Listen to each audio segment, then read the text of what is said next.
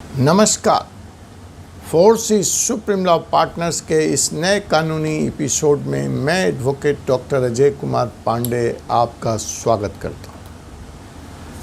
जनाब, आज एक बड़ा ही दिलचस्प मुकदमा लेकर मैं आपके बीच में आया हूँ। आपको पता है कि लोकसभा 2024 का चुनाव संपन्न हो चुका है। प्रधानमंत्री नरेंद्र मोदी तीसरी बार शपथ लेने की तैयारी में हैं। इस चुनाव में बड़ा ही उठा पटक हुआ आपने देखा और अंततः परिणाम जनता जो लोकतंत्र की प्रहरी है, जो लोकतंत्र में असली मालिक है इस देश की, उसने अपना मैंडेट दिया। अच्छा है, ईवीएम पे सवाल कोई पार्टी नहीं उठा रही। लेकिन जो इस पूरे मसले का जो सबसे दिलचस्प या सबसे जो चिंताजनक वाकया है, वह दो लोगों का जेल से चुनाव जीत जाना है। ऐसा नहीं है कि पूर्व में लोग जेल से चुनाव नहीं जीतते रहे हैं, लेकिन यह मामला थोड़ा अलग है। हम उस अलग मामले की तो चर्चा नहीं करेंगे यहाँ इस अपने चैनल पर, लेकिन जो सवाल हम यहाँ उठाने जा रहे हैं, जो सवाल यहाँ हम आज पूछने जा रहे हैं, जो सवाल हम आपको जिसका उत्तर हम आपको बताने जा रहे हैं कि ये जो दो लोग जेल से चुनाव जीते हैं, एक हैं सिख प्रीचर, सिखों के धार्मिक प्रचारक अमृतपाल सिंह जी, जो खडूर साहिब लोकसभा संसदीय क्षेत्र से जेल में बंद रहते हुए बतौर इंडिपेंडेंट कैंडिडेट, स्वतंत्र उम्मीदवार, बिना प्रचार के चुनाव जीत गए। इनके ऊपर आरोप है टेरर फैलाने का, राष्ट्रीय सुरक्षा कानून में सेंध लगाने का, और ये वर्तमान में असम के जेल में बंद हैं यूपीपीए के तहत। जी हाँ, यह कानून व्यक्ति को unlawful activities prevention act UAPA के तहत ये इस वक्त असम की जेल में बंद है। दूसरे जो उम्मीदवार हैं वो हैं इंजीनियर राशिद के नाम से जाने जाते हैं। इनका ताल्लुक जम्मू कश्मीर से है और वैसे इनका नाम शेख अब्दुल राशिद है, और यह भी बारामूला लोकसभा संसदीय क्षेत्र से इंडिपेंडेंट उम्मीदवार, जेल में रहते हुए बिना प्रचार किए हुए चुनाव जीत चुके। अब ऐसे में जो सवाल है कि ये चुनाव तो जीत गए हैं, लेकिन क्या ये दोनों सीटों पर उपचुनाव होने जा रहा है? क्या इनको कानून या संविधान शपथ लेने की इजाज़त देता है? क्या इनकी उम्मीदवारी, क्या इनकी सांसदी कायम रहेगी? कानून क्या कहता है? क्या ये सांसद बने रहेंगे?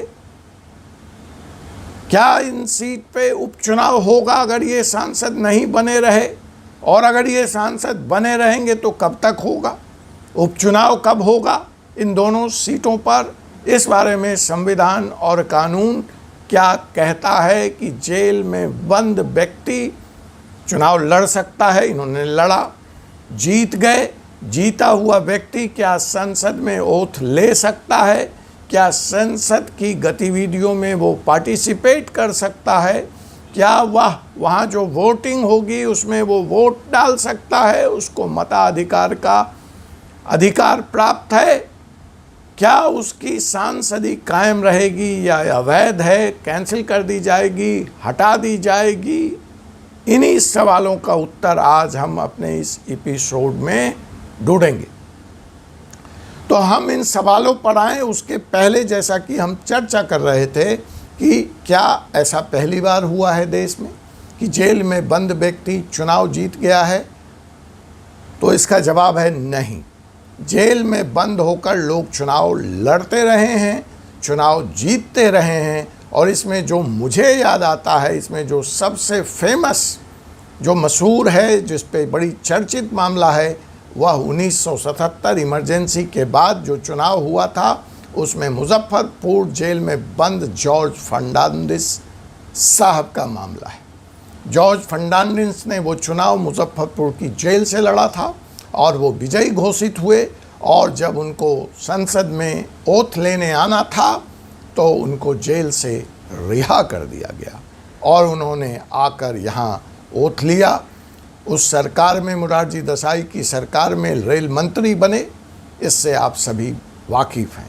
आपने अभी थोड़े दिन पहले देखा कि द्वितीय बार आपके संजय सिंह, जो जेल में शराब घोटाला कांड में आरोपित थे और बंद थे, उन्होंने भी बाहर आकर राज्यसभा में, जब वो द्वितीय बार नॉमिनेट हुए, जब वो अपनी पार्टी के द्वारा द्वितीय बार उनको राज्यसभा भेजा गया, तो उन्होंने भी आकर जेल से ओथ लिया था।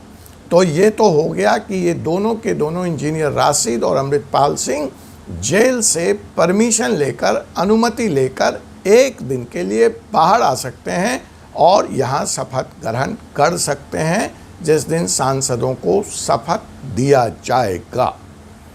एक ऐसा ही मामला NIA एक्ट का है।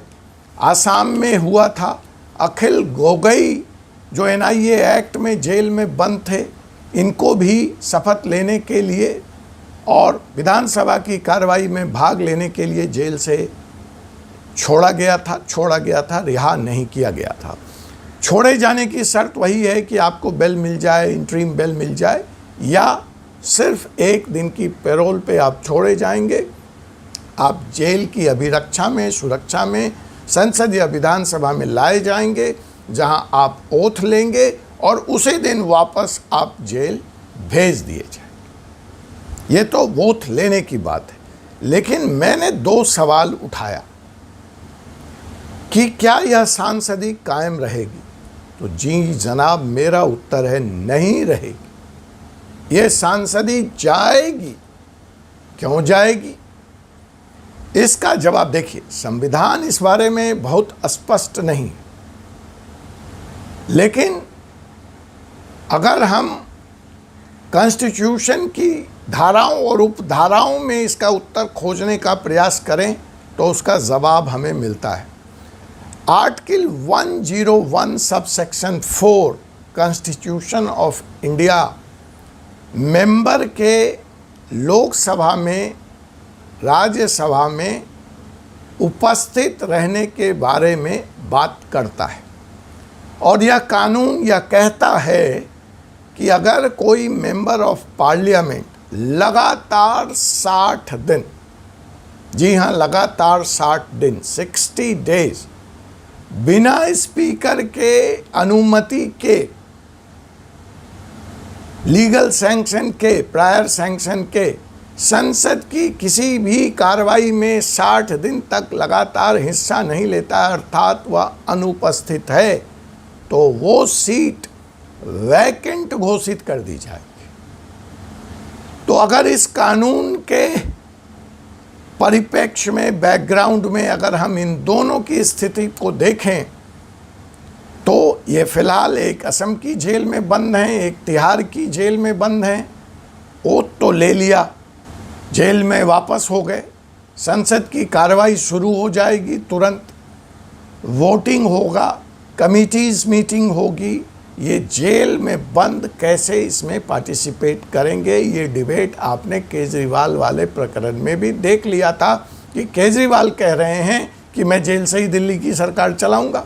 उसकी इजाज़त उनको नहीं दी गई। इस बारे में अस्पष्टता है कानून में कि भैया वो जब तक सज़ा नहीं होती तो वो चीफ मिनिस्टर बने रहेंगे, वो बने हुए हैं, लेकिन जेल से सरकार चलाने की अनुमति नहीं है उनको। तो उसी तरह से इन दोनों सांसदों को जो जेल से चुने गए हैं, अनलेस एंड अनटिल कोर्ट इनको बेल पे रिहा कर दे, तब तक ये संसद की कार्रवाई में भाग नहीं ले सकते। और जब ये भाग नहीं ले सकते तो कानून जो है आर्टिकल 101 सबसेक्शन 4, 60 दिन का एब्सेंट, सीट डिक्लेयर्ड वैकेंट, और देश फिर से इन 2 सीटों पर उपचुनाव के लिए तैयार हो जाएगा। तो इस तरह से इनकी संसदीय जो स्टेटस है, जो एमपी का स्टेटस है, उस पर सवालिया निशान लग गया। दूसरा परिप्रेक्ष्य है, आप कहेंगे कि इस कानून में कोई ऐसा प्रावधान तो होगा कि ये स्पीकर को इन्फॉर्म कर दें कि साहब हम जेल में बंद हैं और इसलिए हम संसद की कार्रवाई में भाग नहीं ले सकते और हमारी छुट्टी अनुमोदित की जाए हमारी स्थिति को देखते हुए। तो जी हाँ, ये प्रावधान है, ऐसा हो सकता है, लेकिन that will also be put to the vote. वो संसद के पटल पर वोट होगा। स्पीकर स्वयं से फैसला नहीं ले सकते इस बारे में। एक हमारे यहाँ इस कानून के तहत there is a committee called committee on absence of members. ये स्पीकर उनको रिकमेंड कर देंगे, उस पर उनका विचार आएगा और विचार आने के बाद ये संसद के पटल पर वोट के लिए रख दिया जाएगा, जहां मेंबरान को यह बताना होगा कि इनकी कितनी लंबी छुट्टी, कितने दिन तक इनको संसद से एब्सेंट रहने की अनुमति दी जा सकती है। लेकिन अगर ऐसा हो भी गया तो जो दूसरा सवाल है वह यह है कि इससे खतरा पूरी तरह से टल नहीं जाएगा। देखिए, एक के ऊपर अनलॉफुल एक्टिविटीज़ प्रिवेंशन एक्ट लगा है और अगर इस धारा में इनको सज़ा हो गई तो मिनिमम सज़ा 3 साल की है।